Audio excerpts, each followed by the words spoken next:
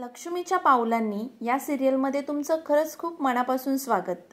आजचा 317वा भाग आहे 17 जानेवारीचा। तर या भागामध्ये कला म्हणते, चला आपण आता करंजी मोदकाचा खेळ खेळूया। तर रजनी मॅडम म्हणतात, हो कलाला भारीच इंटरेस्ट आहे, पुढचा करंजी मोदकाचा खेळ कलालाच खेळायचा आहे अशी तिची चेष्टा करतात।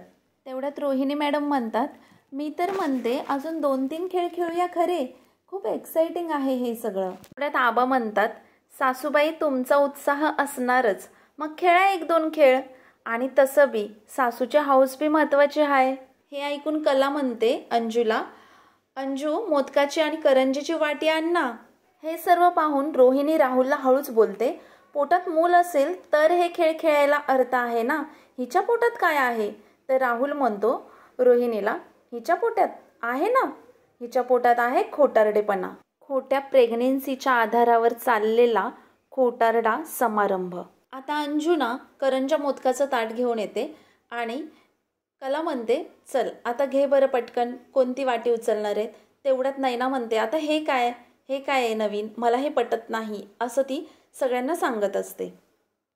रजनी मॅडम म्हणतात, अगं गंमत आहे, हे सगळं फॉर्मॅलिटी म्हणून करायचं असतं। म्हणजे एका वाटीखाली आहे गोडगोड मोदक आणि दुसऱ्या वाटीखाली आहे तिखट करंजी। कला म्हणते, तू जर तिखट करंजी निवडलीस तर तुला चुणचुणीत मुलगी होणार, आणि तू जर गोड मोदक निवडलास तर तुला गोड गोंडच मुलगा होणार।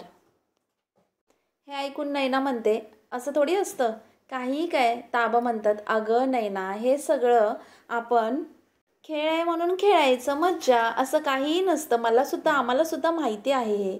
मग त्यानंतर तेवढ्यात रोहिणी म्हणते, 1 मिनिट नैना, असं बोलून नैनाला थोडी घाबरवते आणि नंतर विचारते, पहिल्यांदा होणाऱ्या मम्माला एक प्रश्न तर विचारा की तिला काय हवं आहे, मुलगा हवा आहे की मुलगी हवी आहे? हे ऐकून राहुल म्हणतो, मुलगीच हवी आहे बाबा, एकदम क्यूट स्मार्ट, अगदी हिच्यासारखी। नैना पण म्हणते, मला पण मुलगीच हवी आहे। आबा म्हणतात, आईबापाचं एकच मत आहे, म्हणजे आमच्या घरात चिमणी चिवचिव करत पिंगा घालणार आता, असं बोलून सगळेजण खुश होतात। आणि त्यानंतर मोदक आणि करंजी निवडायची वेळ येते, तेव्हा ती करंजी आणि मोदकाची जेव्हा वाटी नैना उचलते आणि त्यावेळेत ती उचलताना असं घडतं की त्या वाटीखाली काहीच नसतं। मग हे पाहून सगळे आश्चर्यचकित होतात आणि सगळे कलाकडे पाहतात। तेव्हा एवढ्यात अंजू म्हणते, कलाताई वाटतं चुकून दुसरंच ताट आणते मी, असं बोलून ती दुसरं ताट घेऊन येते आणि पुढच्या प्रोग्रामला सुरुवात होते। आता दुसरं ताट आणल्यानंतर नैना वाटी उचलते आणि नेमकं त्या वाटीखाली करंजीच असते। हे पाहून राहुल म्हणतो, अरे वा, असं म्हणून सगळे खुश होतात आणि टाळ्या वाजवतात। हे पाहून कलाची आई म्हणते, माझ्या 3 पोरींच्या मागणं नैनाच्या पोटी मुलगी जन्माला येणार, आता खरं आपण आजी होणार। हे पाहून रोहिणीकडे बघते आणि खुश होते। अद्वैत म्हणतो, राहुल चला आता फोटो सेशन करून घेऊया। तेवढ्यात राहुल आईला म्हणतो त्याच्या, की काय हे, कधी धमाका करणार आहेस? तर ती म्हणते, आता ज्यांना जे हवं आहे ते सगळं करून घे, नंतर मोठा धमाका करायचा आहे, असं म्हणून तो फोटो सेशनला चालू करतो। हे सगळं चालू असताना नैनाची आई म्हणते की नैना थोडी थकलेली वाटते ना, असं ती कलाला म्हणत असते, आणि यानंतर ते तिला आराम करायला सांगतात। थोडं थकली आहेस म्हणून थोडंसं रेस्ट घे म्हणून सांगतात, कारण खूप मोठा प्रोग्राम आहे अशी चर्चा होते सगळ्यांची, आणि तिला आराम करण्यासाठी पाठवतात। एवढ्यात ती नैना तिच्या रूममध्ये जाते आणि म्हणते, खूप बोरिंग प्रोग्राम आहे हा सगळा, प्रेग्नेन्सीचं प्रकरण म्हणजे ना वैताग आहे नुसता, अशी तिची चिडचिड होत असते। काय आणि हे सगळं बघून ना तिला असं वाटतं, मी जोकर दिसत असेल, कसले फालतू आहेत हे फुलांचे दागिने, असं म्हणून चिडचिड करत ती म्हणते, हे पोट मिरवणं म्हणजे खूप फालतूगिरी आहे, काय घातलंय, असं सगळं चिडचिड करत सगळं ते काढते आणि ती वॉशरूममध्ये जाते। यानंतर कला अचानकच दरवाजा उघडून आतमध्ये येते आणि बघते तर काय, तिथे तिला टेबलवरती काय दिसतं की तिने जे प्रेग्नेन्सीसाठी गाठोडं घेतलेलं असतं पोटासाठी, ते तिला अचानक त्या टेबलवरती दिसतं, आणि हे पाहून कलाला खूप मोठा शॉक बसतो। यानंतर ती तिथेच थांबून राहते, ती तिच्यासाठी ज्यूस घेऊन आलेली असते, आणि हे पाहून तिला धक्काच बसतो, आणि हे पाहून ती तिथेच थांबून राहते नैनाची वाट पाहत। मग नैना येते बाहेर आणि म्हणते, ताई तू जा इथून, तुला किती वेळा सांगितलं माझ्या खोलीत येत जाऊ नकोस म्हणून, आणि आलीस ते आलीस, नॉक करून तरी येत जा. तू माझ्या गोष्टींमध्ये पडत जाऊ नकोस, असं सगळं ती चिडचिड करून म्हणते. तर कला म्हणते, अगं हे काय ताई, माझ्या मॅनर्सचा प्रश्न उरलाच नाही आता.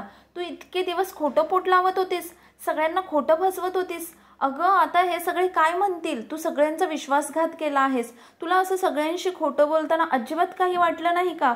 असं सगळं चिडचिड करत बोलत असताना रोहिणी दरवाजा बाहेर येऊन हे सगळं ऐकत असते. पण तिला हा सगळा खेळ कलावरती उलटवायचा असतो, दोघी बहिणींवरती उलटवायचा असतो. त्याच्यामधून कला आणि दोघींना सुद्धा तिला घराबाहेर काढायचं असतं. यामुळे ती ठरवते की आता हे रेकॉर्डिंग करूया आणि एडिट करून हा सगळा गेम आपण कलावरती उलटवूया, जेणेकरून सगळ्यांनी कलावर विश्वास ठेवला होता आणि दोघींना सुद्धा एकत्र घराबाहेर काढतील, असा प्लॅन करून ती रेकॉर्डिंग करायला चालू करते. तेव्हा कला म्हणत असते की काय ताई, हे काय केलंस? तुझं प्रेग्नेन्सी जेव्हा तू सांगितलं होतंस तेव्हा घरातल्यांना सगळ्यांना मी सांगितलं होतं की ताई प्रेग्नेन्सीचं खोटं बोलूच शकत नाही, सगळ्यांना मी विश्वासात घेतलं होतं, आणि तू हे सगळं मला फसवलेस ते फसवलेस, सगळ्या घरातल्यांना सुद्धा फसवलंस, असं करून खूप चिडचिड करत असते. आणि म्हणते की आता हे सगळं मी खाली जाऊन सगळ्यांना सांगणार आहे, मी अजिबात खोटं बोलणार नाहीये, हे तुझं खोटं सगळ्यांना कळलंच पाहिजे, हे तुला करताना काहीच कसं काही वाटलं नाही,